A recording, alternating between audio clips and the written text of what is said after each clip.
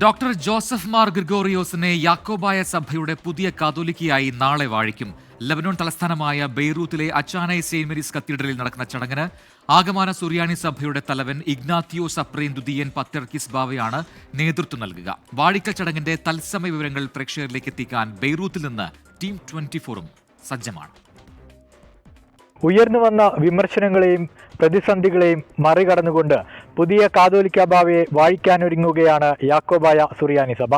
ആഗമാന സുറിയാനി സഭയുടെ പരമാധ്യക്ഷൻ ഇഗ്നാത്തിയോസ് അപ്രേം രണ്ടാമൻ മുഖ്യ കാർമ്മികത്വം വഹിക്കുമ്പോൾ ദേവദാരുക്കളുടെ നാടായ ലബനോനും ആ ചരിത്ര മുഹൂർത്തത്തിന് ഒരുങ്ങിക്കഴിഞ്ഞു. കേരളത്തിൽ നിന്നും 400-ലധികം പേരാണ് ചടങ്ങിന് സാക്ഷ്യം വഹിക്കാൻ ബെയ്റൂട്ടിലെത്തിയത്.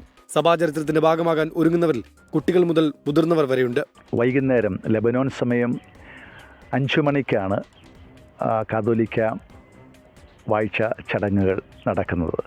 അത് ഏകദേശം ഒരു 2 മണിക്കൂർ സമയത്തോളം ശുശ്രൂഷകൾ ഉണ്ടാകും. അതിൽ പ്രധാനമായിട്ടും യാക്കോബായ സുറിയാനി സഭയുടെ നാട്ടിൽ നിന്നുള്ളതായ എല്ലാ ബിഷപ്സും തന്നെ അതിനകത്ത് എത്തിച്ചേർന്നിട്ടുണ്ട്. അതുപോലെ ആഗമാന സുറിയാനി ഓർത്തഡോക്സ് സഭയുടെ എല്ലാ മെത്രാപ്പോലിത്തമാരും ഇതിൽ സംബന്ധിക്കുന്നുണ്ട്.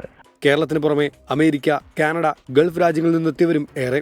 കാലം ചെയ്ത ബസേലിയോസ് തോമസ് പ്രഥമൻ കാതോലിക്ക ബാവയുടെ പിൻഗാമിയായാണ് ഡോക്ടർ ജോസഫ് മാർ ഗ്രിഗോറിയസിനെ കാതോലിക്ക സ്ഥാനത്തേക്ക് വാഴിക്കുന്നത്. നാളെ പത്രിയാർക്ക അരമനയിലെ സെന്റ് മേരീസ് കത്തീഡ്രലിൽ വെച്ചാണ് വാഴിക്കൽ ശുശ്രൂഷ. ചടങ്ങിൽ വിവിധ ക്രൈസ്തവ സഭാ അധ്യക്ഷന്മാരും കേന്ദ്ര സംസ്ഥാന സർക്കാരിന്റെ പ്രതിനിധികളും പങ്കെടുക്കും. ഈ കാണുന്ന സെന്റ് മേരീസ് കത്തീഡ്രൽ പള്ളിയിൽ വെച്ചാണ് യാക്കോബായ സഭയുടെ പുതിയ കാതോലിക്കയെ പത്രിയർക്കീസ് ബാവ വാഴിക്കുന്നത്. ചടങ്ങിൽ വിവിധ ക്രൈസ്തവ സഭയുടെ മേലധ്യക്ഷന്മാരും മെത്രാപ്പൊലിത്തന്മാരും പങ്കെടുക്കും.